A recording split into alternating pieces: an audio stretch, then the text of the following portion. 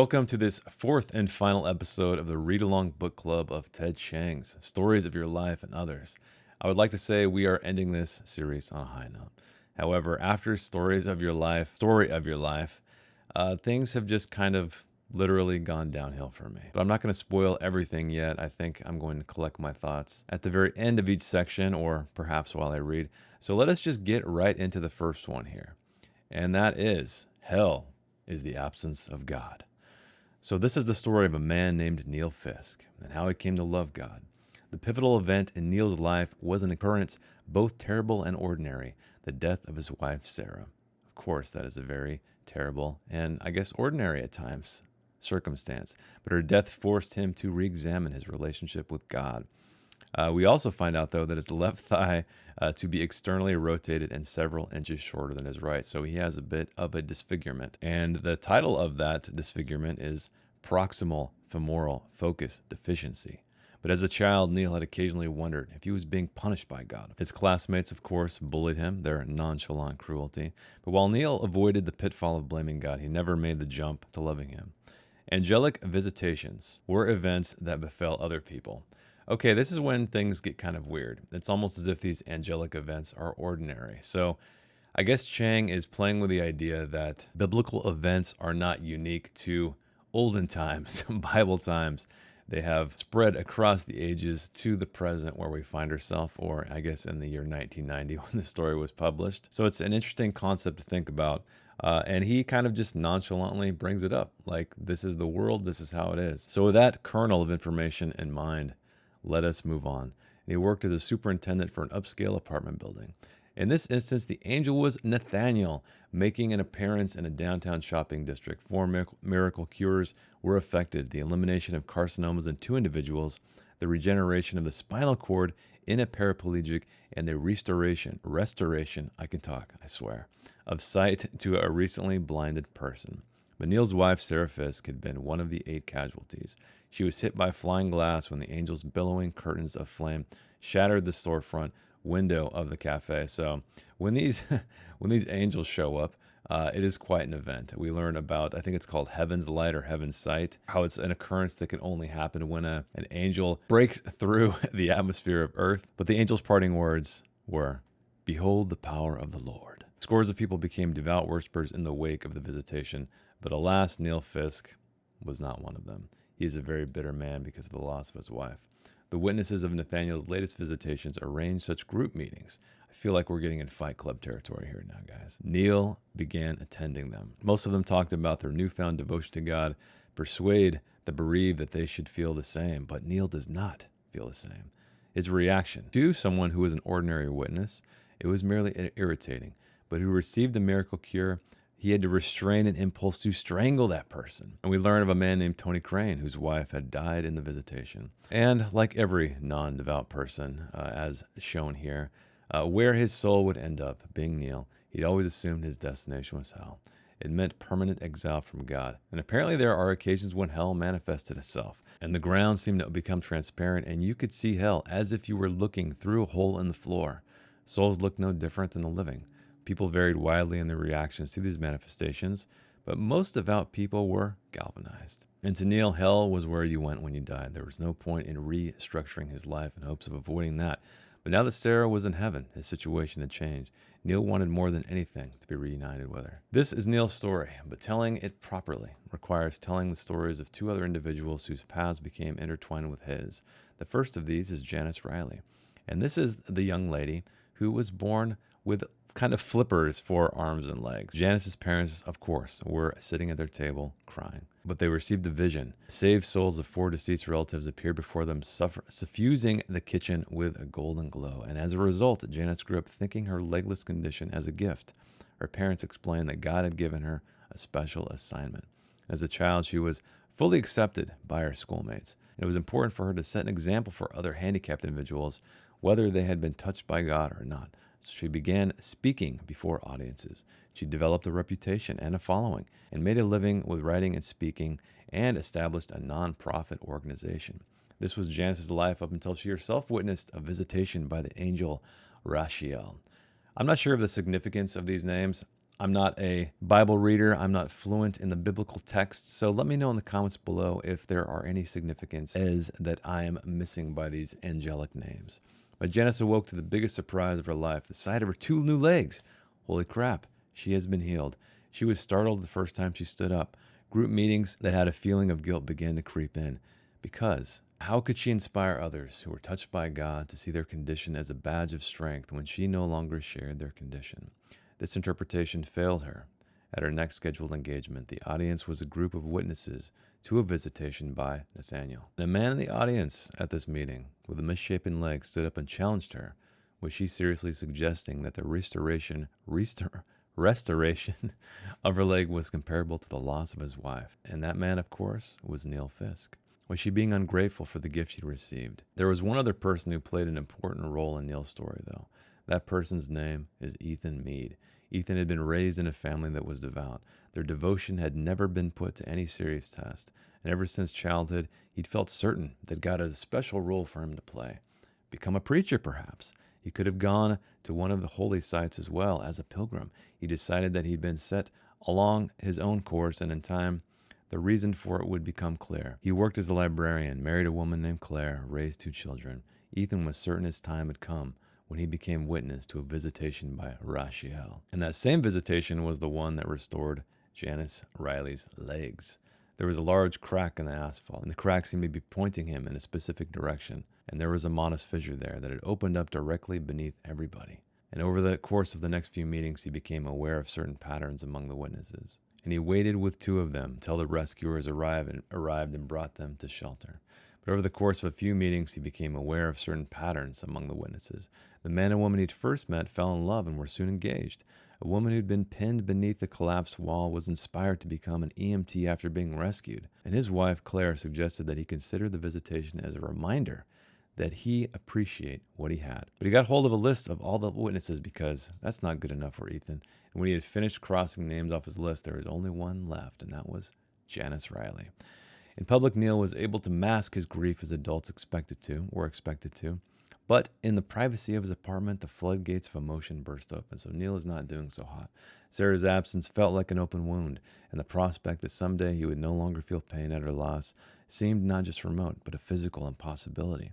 The topic of suicide, of course, regularly came up at the support group meetings. And this is when we learn of someone named Robert Pearson. Her husband had been afflicted with stomach cancer. And many months later, Robin came to the meeting shaking with rage because there had been a manifestation of hell near her house. And she'd seen her husband among the lost souls there. And then, of course, this drove her to suicide. If Sarah had gone to hell, suicide would be the solution to all his problems.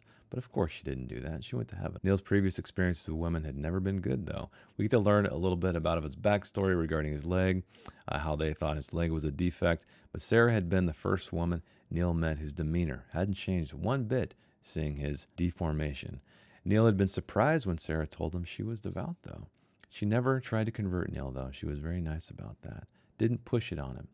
But he could have seen Sarah's death as a wake-up call, but instead Neil became actively resentful of God, which seems a little bit repetitious because I think we know that already. But Neil himself had read a pamphlet of the humanist movement. Visitations of fallen angels were infrequent, but on the occasions when they appeared, people would ask them questions. Did they know God's intentions? And of course, the angels would say things like, "Decide for yourselves. That is what we did. We advise you to do the same." And Neil could think of only one thing that would make him give thanks to God, and that was if he allowed Sarah to appear before him. Neil sought out Benny Vasquez, the man whose eyes had been erased by heaven's light. This is the light that comes in when an angel breaks the atmosphere. I like to imagine them as jets breaking the atmosphere. But heaven's light entered the mortal plane only in a brief moment that an angel emerged or re-entered heaven. Not only were his eyes and sockets missing, his skull lacked even the space for such features. So that was kind of cool. It's like just skins right there. And I think it said his cheekbones are kind of risen. But Neil hoped that Benny could say something to help him love God. Heaven's light as infinitely beautiful constituted proof that God should be loved. An explanation that made it as obvious as 1 + 1 = 2. Interesting callback to our math story. But to Neil, they seemed frustratingly vague. Neil finally tried talking to Sarah's parents, though, But what they did, though, is instead of sympathy, what Neil got from Sarah's parents was blame for her death. Ouch. It was in this manner that his in laws' accusations ultimately pushed Neil closer to God. More than once, when she was evangelizing, Janice had been asked if she ever wished she had legs. She could truthfully say she had no sense of being incomplete. She never bothered with prosthetics. One of the unexpected side effects of having legs was the increased attention she received from men, of course. So when she first noticed Ethan Mead's interest in her, she thought he was up to something else. But Ethan had begun talking to Janice at the support group meetings, attending her public speaking engagements as well, kind of a stalker. He didn't know how his fate intertwined with hers. He knew only that it was. And they met on a regular basis and talked about the significance of visitations. But Ethan's wife, Claire, grew worried because he's hanging out with this other lady, despite the fact that he has no romantic feelings, allegedly, toward her. But Ethan suggested Janice that he, as a librarian, could help her do some research. Neither of them had ever heard of a previous instance where God had left his mark on a person in one visitation and removed it in another. But her legs had been removed before her birth, so it couldn't have been a punishment. And this is when she decides to go on a pilgrimage. And pilgrims traveled great distances to visit the holy sites and wait for visitation, hoping for a miracle cure. An invariably small number of pilgrims were killed during each visitation. That's pretty harsh. Her friends and family were confused at Janice's decision, though. She received many letters from followers variously expressing dismay. As for Ethan, he was completely supportive of Janice's decision because their fates are intertwined. It grieved him to go without her support, but he had no choice, being his wife. Neil's visit to Sarah's parents caused him to give further thought to his conversation with Benny Vasquez. But no matter what misfortune befell him, Benny's love for God would never waver. Every holy site had its pilgrims, so we have Neil, who is going to be heading on one of these pilgrimages now. He was eating breakfast when he happened to see an item in the newspaper about her plans for a pilgrimage, and his immediate reaction was anger. How many blessings would it take to satisfy that woman?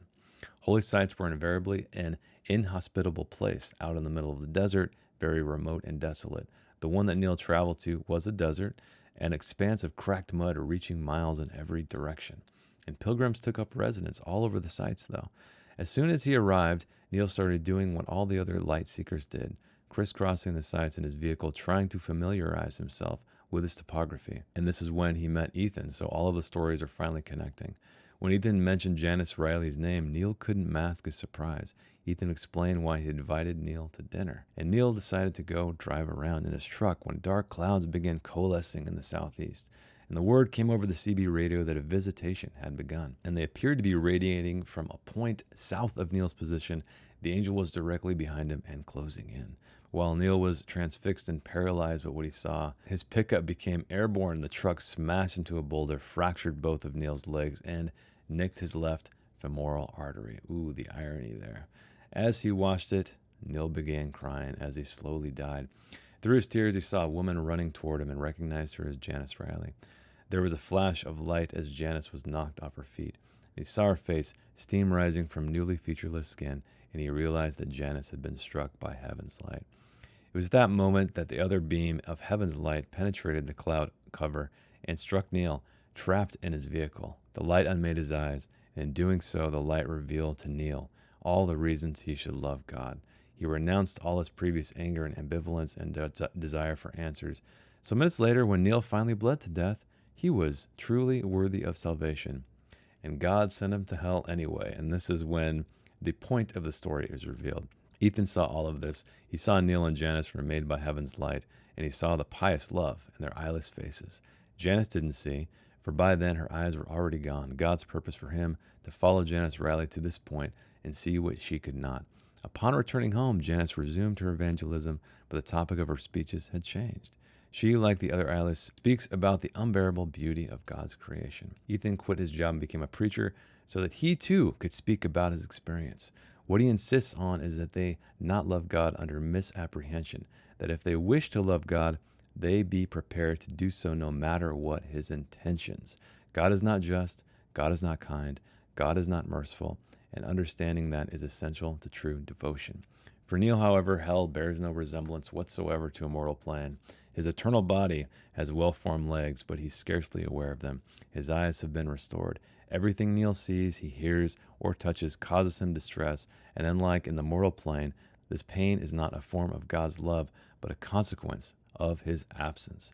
He knows his being sent to hell was not a result of anything he did. Neil even knows that by being beyond God's awareness, he is not loved by God in return.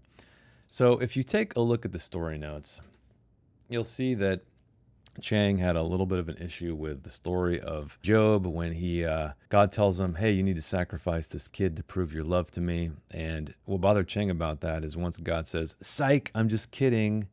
I was messing with you. Don't kill your son.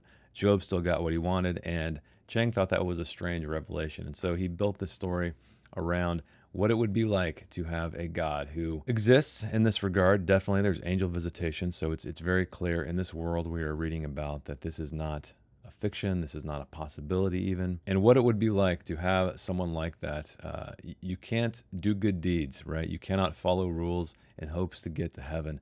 God is going to do whatever he wants if you're good, if you're bad. And that is where Chiang leaves us at the end of this story. I'd have to say, if I didn't think about all of these kind of topics back when I was in my early 20s, this story might be a little bit more interesting to me. But I felt like I've poured over all of those thoughts, all of that analyzing, all of that research I did back in my younger years. So this story to me isn't really powerful. It feels kind of written by an angsty teen first discovering atheism or questioning religion. But let me know what you think. Did you find it effective? I'll tell you what I didn't find effective is the way it was written. It was incredibly frustrating.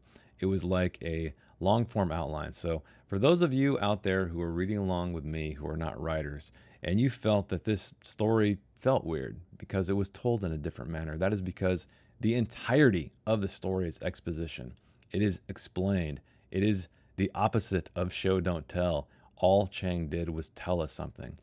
And I don't understand the purpose behind it. There was nothing in the story notes to reveal why he might make such a narrative decision. And I would argue that it was the absolute worst way, or one of the worst ways to tell the story, because again, we're not feeling for any of these characters. We can't empathize with them, maybe on a very surface level at best, because we weren't living this life. We weren't seeing these events unfold before their eyes were taken away. So in story after story, Ted Chiang is solidifying himself clearly as an idea man. It's almost as if he doesn't care about a narrative device because many of his stories just have no depth in that regard. You know, a lot of times when you read stories, the way they're told makes sense once you get to the end of them. It's like, okay, I can see what he was trying to convey or she was trying to convey by framing the story in such a way, by telling the story in such a way.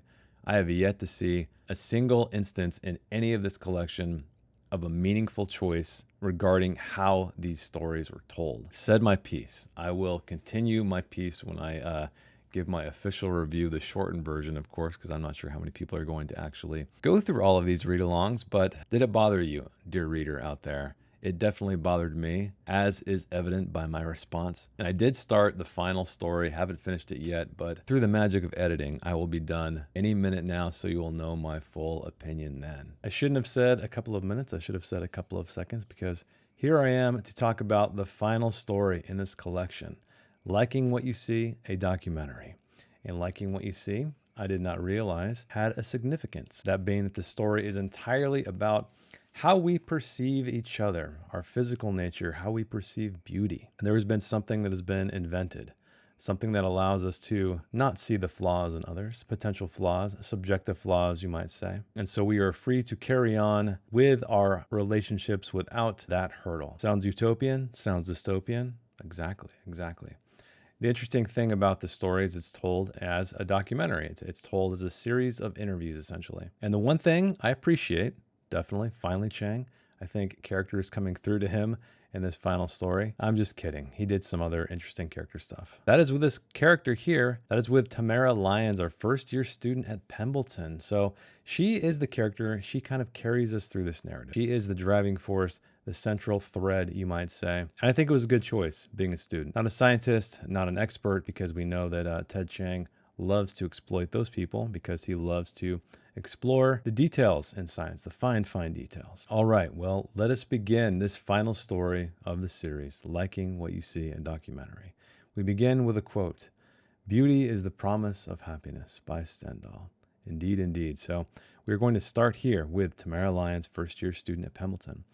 Now I get here, and it turns out people want to make Cali a requirement. That's another thing I liked about this, is he didn't explain right off the bat, which he has done in the past, with a little excerpt or first paragraph kind of talking about what we're going to get into. There is no exposition. I like that. I like that. We were thrown into this world to figure it out on our own. Well, or for him to slowly reveal it over time. I turn 18 next week, and I'm getting my Cali turned off that day. Now we move to Maria D'Souza, third-year student, president of the Students for Equality Everywhere. C, interesting acronym. The initiative that we've sponsored would add provision to the code requiring students to adopt Calignosia, I think that's it, as long as they're enrolled. Visage, that is what the software is called, that shows you what they look like with cosmetic surgery. The deeper societal problem is lookism. Think of Calignosia as a kind of assisted maturity. It should ignore the surface so you can look deeper, of course. That is the promise of any dystopian tale, right? We move on to Joseph Weingartner, a neurologist. The condition is what we call an associative agnosia rather than an apperceptive one. That means it doesn't interfere with one's visual perception, only with the ability to recognize what one sees. So it's not so much changing what you see, it's just your perception, meaning the way your brain is processing it. So it's not like a TikTok filter, like I first thought when I started the story, or something that is disguising who you really are. It's just changing the way your neural pathways work. He or she simply doesn't experience any aesthetic reaction to those differences. By blocking the neural pathways dedicated to evaluating those features, we can induce calignosia. Basically, calignosia is a lack of response to the traits, nothing more. Calignostics are not blind to fashion or cultural standards of beauty. You might not notice the difference between pretty faces and plain faces. And we are back to Tamara Lyons. She's growing up with Cali. People here have been asking me what it was like going to Saybrook, growing up with Cali. My friends and I used to watch movies and try to figure out who was really good looking and who wasn't. I think that's always fascinating to think about. So I have a daughter who's 14, and she grew up in an environment where social media was already prevalent, very ubiquitous. Everybody used it. Technology, of course, as well. And it really was an eye-opener to me. And this is going to sound strange, but I have a nephew who is now 17. And we were talking about video games. And he was looking at these 8-bit games, and I was talking to him about them. And he didn't quite understand it because, again, he was born way after those graphics were long gone. They're nostalgic to me, but when he plays it, he doesn't have that draw because he has no reference point. And so it's always cool to think about what it would be like to grow up in a certain state. I mean, we all do, generation after generation. However, with scientific what ifs, I think it's far more interesting. So you always knew the main character was better looking than the friend. So even with this technology, there's a knowledge there, right? A casting knowledge, or a knowledge of casting. So even though your perception is muted or distorted, you can still deduce who is going to be the more attractive one based on proximity or based on emphasis. Richard Hamill, founder of the Saybrook School. And one parent mentioned the problem of media's influence on the children. Everyone's teens were asking for cosmetic surgery so they could look like fashion models. I will give Ted Chiang massive credit here, because this is exactly what's happening right now with social media, with all of the pressure from the media to look a certain way, to act a certain way. Granted, it's also going in the other direction, right? Embrace who you are in kind of an unhealthy way, but I don't want to get too far into that. And because the story was written so long ago, I can really appreciate his foresight, right? His prescience, and especially toward the end when we kind of get in the realm of artificial intelligence and deepfakes, although he doesn't call them that. Eventually, we set up Saybrook as a private school, and one of its requirements was that parents adopt calignosia for as long as their kids were enrolled. So we are creating a generation of these kids who do not know what real beauty is, or they cannot process it. Now we are talking to Rachel Lyons. Saybrook has a higher than normal number of students with facial abnormalities. Girls have always been told that their value is tied to their appearance. Their accomplishments are always magnified if they're pretty and diminished if they're not. And now we're to Martin Lyon. I don't mind if Tamara decides as an adult to get rid of Cali. Easy to say when you force that upon your child, I guess. Once you're older, you're better equipped to deal with the issue of personal appearance. But without that experience, are you really mature enough? I would argue no. Now we're back to Tamara. I just got my Cali turned off this morning. Exciting. When I looked at the faces again, some of them seemed different, like they were glowing or more vivid or something. She said that I'd noticed how other people's faces look right away, but it'd take a while before I had my reaction to how I looked. I've been looking at mirrors all day. So I guess that means I'm absolutely plain, exactly average. I guess that's okay. It's kind of a sad thing. But again, her perception is completely skewed, so who knows? Joseph Weingartner. Inducing an agnosia means simulating a specific brain lesion. We do this with a programmable pharmaceutical called a neuros. In this way, neurologists were able to induce a wide variety of gnosias. A prosopagnosis can't recognize friends or family members unless they say something. He can't even identify his own face in a photograph. See, this is where it's getting crazy. Now we are back with Maria de Souza. C, the acronym, has an extra neurostat programming helmet set up in the student health office and made arrangements so they can offer calgnosia to anyone who wants. Because physical beauty is only a small part of what makes a person attractive. We've heard all of that before, haven't we? Now we're back to Tamara. Check it out. I'm pretty. She's so excited. What a day. When I woke up this morning, I immediately went to the mirror. It was like I was a little kid on Christmas or something. But still nothing. My face still looked plain. I can't describe it. I felt this incredible sense of relief. I just couldn't stop smiling. She saw this girl looking at her and she thought, she's really pretty. And I can't describe it. I felt this incredible sense of relief. From a student debate held at Pembleton, Jeff Winthrop, third-year student. Of course, it's wrong to judge people by their appearance, but this blindness isn't the answer. Education is. So I like how we're getting these different philosophical angles, right? All these perspectives, pros, the cons, but again, through that, we have the connective thread of experience with young Tamara. It keeps you from recognizing beauty altogether. Adesh Singh, a third-year student. No one's talking about letting an expert system make your decisions. Callie doesn't decide for you. Ask yourself, do you react differently when you meet an attractive person than when you meet an unattractive one? Looks help people get ahead. Fair point. Callie lets you see. Callie doesn't blind you to anything. Beauty is what blinds you. Callie lets you see. Tamara Lyons. So I've been looking at good-looking guys around campus. It's fun. And she sees this guy and kept looking at him. It was like his face was a magnet. And after I looked at him for a while, I found it really easy to imagine he was a nice guy. Exactly what we were just talking about.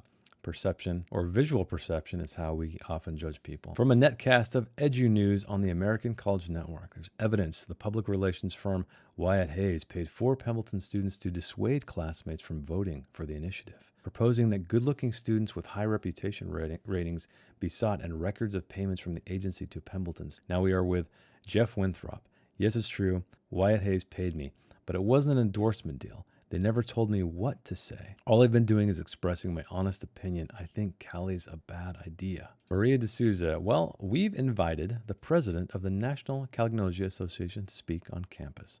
And this is from the speech given at Pembleton by Walter Lambert, president of the National Calgnosia Association. Think of cocaine. In its natural form as cocoa leaves, it's appealing, but not to an extent that it usually becomes a problem. Purified and you get a compound that hits your pleasure receptors with an unnatural intensity. That's when it becomes addictive. Beauty has undergone a similar process, thanks to advertisers. By passing this initiative by adopting Calgnosia, you'll be sending a message to advertisers that young people are no longer willing to be manipulated. Now we are back to Tamara Lyons. I thought he went overboard with that cocaine analogy. Well, I mean, to a degree, potentially, but that's sort of how you have to get the point across sometimes. And Maria de Souza, if I'd met Tamara earlier, I might have tried to persuade her not to get the Callie turned off. For example, at one point I was saying how lucky she was, and she said, because I'm beautiful? And she was being totally sincere, like she was talking about her height. Can you imagine a woman without Callie saying that? And Anika Lindstrom, second-year student, I think this Callie thing is a terrible idea. I think this whole thing is just a way for people who, honestly, aren't very good looking to try and make themselves feel better. Spoken like a true pretty girl, right? Jolene Carter, third year student. I'm voting for the initiative because I think it'd be a relief if everyone had Callie. I thought about getting Callie once, but it didn't seem like it would help unless everyone else did too. Yeah, that's another thing too. So if the entire population, which they do talk about later in the story, if we don't have 100% adoption, you have a problem. And in fact, the minority might have an advantage, one would argue, because they can actually see people for what they truly look like. Back to Tamara Lyons. I was showing my roommate, Ina, this album of pictures from high school, and we get all these pictures of me and Garrett, my ex. So Ina wants to know all about him, and so I tell her. I'm telling her how we worked together all of senior year and how much I loved him and wanted us to stay together. But he wanted to be free to date when he went to college. I guess it's true what they say. Love's a little bit like Callie. When you love someone, you don't really see what they look like. Another wise phrase from a very young girl. From a netcast of EduNews, net sites for a dozen Kalagnosia students' organizations around the country were brought down today in a coordinated denial of service attack. There is a dermatology computer virus attacking. Warren Davidson, first-year student, I thought about trying Cali before when I was in high school. And then when they started the offering there, he gave it a shot. And actually, it's better than okay. Pause. I've always hated how I look. Alex Babescu, professor of religious studies at Pembleton. It reflects a very old ambivalence about the body, one that's been part of Western civilization since ancient times. Indeed, yeah, I mean, beauty has always been part of our culture, right? Paintings, sculptures, and the standard of beauty changes, of course, but it's still a core part of how we interact, just how we communicate, how we choose a mate, even. The Neo-Mind Buddhists, they're a sect who see Kalagnosia as a step toward enlightened thought. That's an interesting observation. And Joseph Weingartner, after Kalagnosia was discovered, some researchers wondered if it might be possible to create an analogous condition that rendered the subject blind to race or ethnicity. Oh, now we're going down the rabbit hole. But there's no neural pathway that specifically handles resentment toward immigrants. Back to Tamara Lyons. And seeing a really good-looking person is like having a magic spell cast over you. Maybe Garrett would want to get back with me if he saw what I really looked like. Daniel Taglia, professor of comparative literature at Pembleton. The people advocating Cali are well-intentioned, but what they're doing is infantilizing us, treating us like little babies. Being in the presence of a world-class beauty can be as thrilling as listening to a world-class soprano. So I guess that's what I really like about the story. You have all these perspectives, and they're all making good points. They're all referencing things in the real world that we can relate to. And so you find yourself while you're reading the story just kind of nodding the whole time. Okay, yeah, he's got a point. She's got a point. And I think that's a cool way. This is a purposeful way to frame a story. Use this documentary style, interview style as a narrative device. The commercial paid for by people for ethical nanomedicine. Voiceover. So we even get like a pharmaceutical commercial here. After I got my Cali turned off, I recoiled the first time I met an unattractive person. Oh dear. They didn't have a choice, but you do. Brain damage is never a good idea, no matter what your friends say. Maria D'Souza. We'd never heard of the People for Ethical Nanomedicine. Turns out it's not a grassroots organization at all. It's an industry PR front. Duh, of course. I work in advertising, so this was all pretty obvious to me.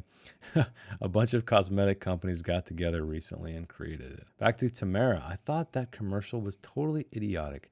Growing up with Cali isn't crippling. Anyway, I talked to Garrett again. He said he'd just gotten his Cali turned off.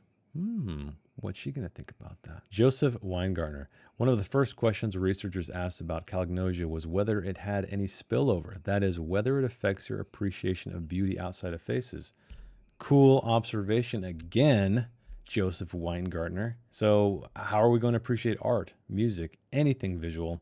And I believe they mentioned there could be a degradation in the arts, and right here. We appreciate symmetry in a wide range of settings, painting, sculpture, graphic design, but at the same time, we also appreciate asymmetry, exactly. Symmetry often is artificial looking, right? It doesn't feel natural. Everybody is asymmetrical in a degree. Just go stick your face on a mirror and you'll see what I'm talking about. It might be interesting to see if Kalagnosia communities produce fewer truly talented virtual artists. All right. Mark Esposito, fourth-year student at Watterson College. I want to date good-looking girls. Why would I want to date something that would make me lower my standards? So another great comment there, even though it's pretty shallow. But Tamara Lyons, so Garrett and I were talking on the phone again last night, and I asked him if we wanted to switch to video so we could see each other. And he said, okay. So we did. As soon as we switched to video, I could see him react. It was like his eyes got water. He was like, you look really great. And I was like, thanks. And then he got shy and he made some joke about the way he looked, but I told him I liked the way he looked. Very, very sweet. Kathy Minami, third-year student. Anyone who says the Cali movement is good for women is spreading the propaganda of all oppressors. Cali supporters want to demonize those women who possess beauty. You can't liberate people by narrowing the scope of their experiences. True. Lawrence Sutton, fourth-year student. I got Cali a couple years ago, long before this initiative came up, because I wanted to be able to concentrate on more important things. Before, every time I used to walk past a magazine stand or see a commercial, I could feel my attention being drawn a little bit. But now with Cali, I don't feel that pull. So it even works against marketing, which is a great thing. Laurie Harbor, third-year student at Maxwell College. Cali is for wusses. My attitude is fight back, go radical ugly. That's what the beautiful people need to see. I got my nose taken off about this time last year. Okay, well, I can't say that is unrealistic. There's plenty of weirdos out there who do things like that. But Tamara Lyons, Garrett and I were talking again last night, and we got to talking about, if either of us had been going out with someone else. I didn't make a deal out of it when we were talking because I don't think he wanted to talk about it a lot. Ellen Hutchinson, professor of sociology at Pembleton. Like anyone else who's my age, I've had to come to terms with the effects time has had on my appearance. That's another cool thing that really hit me. I think that's really astute of Chiang to take all these perspectives, not only sex and race, but also how it might affect other realms of beauty or perceived beauty, like art, but also age. Here he's talking about age. I'm curious to see what a Cali-only community would be like. Maybe there, a woman my age wouldn't become invisible when a young woman entered the room. So the idea that they might voluntarily give up one of the pleasures of youth is almost galling. Sometimes I want to shake them and say, no, don't you realize what you have? So she's recalling how she really thought she was pretty when she was younger, and she enjoyed that she was pretty, and she embraced it, and she embraced the beauty of other people. And these kids trying to sever that actual evolutionary feature we have is very sad. I think we do that a lot here. We try to discount what we are physiologically, and we try to augment it or change it with pharmaceuticals, other kinds of enhancements, and it's pretty sad. Joseph Weingartner. I've tried calagnosia for a day. Most neurologists do, so we can better understand those conditions and empathize with our patients. But there's a slight interaction between calagnosia and the ability to gauge a person's health visually. So more problems. We're getting toward the dystopia now. Tamara Lyons, I can't believe it. Garrett got his Cali turned back on because he said he did it because he wasn't happy about the way he looked. See? That's what happens when you grow up with stuff like that. You get fixated on things that don't really matter, right? Don't really matter. And so you go back to being a drone. I wanted Garrett to get his Cali turned off for my own benefit, not because I'm anti-Cali. It's not even that I'm anti-Cali so much as I'm against Cali being a requirement. So I'm disappointed, that's all. From Maria D'Souza's speech the day before the election, we've reached a point where we can begin to adjust our minds. The question is, when is it appropriate for us to do so? That is the central question of the story. Cali doesn't mean that you'll never see anyone as beautiful. When you see a smile that's genuine, you'll see beauty. All Cali does is keep you from being distracted by surfaces. From the speech netcast by Rebecca Boyer, spokesperson for People for Ethical Nanomedicine, the day before the election, you might be able to create a pure Cali society in an artificial setting, but in the real world, you're never going to get 100% compliance, and that's Cali's weakness, exactly. With anything, honestly, anything you're trying to change the world with, so to speak, if you don't have 100%, it's going to cause issues. If you want to fight discrimination, keep your eyes open. From a netcast from EduNews, the Calagnosia Initiative, sponsored by students at Pembleton University, was defeated by a vote of 64% to 36%. Back to Maria D'Souza. Of course it's disappointing, but we originally thought of the initiative as a long shot. The important thing is that people everywhere are talking about the value of appearances. A specs manufacturer just demonstrated some new technology. That means no more helmet, no more office visits needed to reprogram your neurostat. You can just put on your specs and do it yourself. That means you'll be able to turn your Cali on or off at any time you want. What could go wrong? From a netcast of EduNews, EduNews has learned that a new form of digital manipulation was used on the netcast of Penn spokesperson Rebecca Boyer's speech, an original acquired from the Wyatt Hayes computers and the netcast version. This is when we're getting into a kind of deepfake territory. And its use of the Penn netcast is likely what caused many supporters of the Calagnosia initiative to change their votes. Another reason why so many people are fearful of deepfakes and artificial intelligence, imitating voices, because it could have massive political ramifications. Walter Lambert, president of the National Calagnosia Association. I'm truly frightened by the prospect of corporations being able to generate that effect with software. There's a type of tonal agnosia or aprosodia. Man, these words that makes you unable to hear voice intonation. All you can hear are the words, not the delivery. Adopting the two of these would protect you from this type of manipulation. That may be the only way for us to preserve authentic human interaction if we save our emotional responses for real life. I don't know. Tamara Lyons, I know how this is going to sound, but, well, I'm thinking about getting my Cali turned back on. Of course you are, full circle. But remember when I was talking about when beauty is a kind of magic spell? It gives you an advantage, and I think it's very easy to misuse something like that. And what Callie does is make a person immune to the sort of spell. Although I'm not going to get those other agnosias like the tonal one. Not yet, anyway. Beauty isn't the problem. It's how some people are misusing it, and that's the problem. And that's what Callie's good for. It lets you guard against that. Well, folks, that brings us to the end of Stories of Your Life and Others by Ted Chiang. There were some fantastic ones like Story of Your Life. There were some sour ones like quite a few of them. I don't want to say they were all sour. They were all okay. I had issues with every single one of these stories. As much as I love Story of Your Life, there were some executional things that kind of got in the way a little bit for me. Or I should say that it seemed like a missed opportunity. Although I felt Chiang ended on a high note with this one. We had an interesting framing device of a documentary or a series of interviews.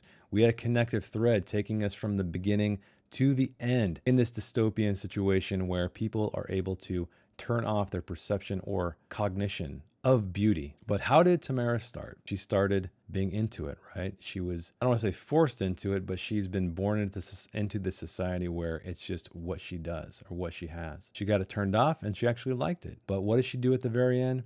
She finds herself dipping her toes back into it all over again. And the key thing she says is, although I'm not going to get those other agnosias like the tonal one, not yet anyway. That is the key phrase. So that was a great ending. I enjoyed that one. To me, that is what a short story should be. It should have all those elements: character, a great concept, a what if concept. And I would like to say that this is a very prescient story. That is one thing I have failed to mention throughout this entire series because I didn't look it up until today, but many of these stories were written decades ago. The earliest one, I think, was 1990, and I think the newest one was something like 2002. While we've been exposed to all of these ideas before, or most of them anyway, with science fiction shows like Black Mirror, Ted Chiang did it first. So even though executionally, I think some of this work could have been a lot better, he still had the ideas. Most of them were great. Let me know what you're thinking in the comments. Hopefully you enjoyed this series overall. I would say I did. I think there were some highs and lows, and it's no surprise why Story of Your Life was right in the middle of this piece. I'm looking forward to the next read along with you out there, so prep your recommendations, and thanks for hanging out with me. Thanks for reading along with me, and I will see you in the next one.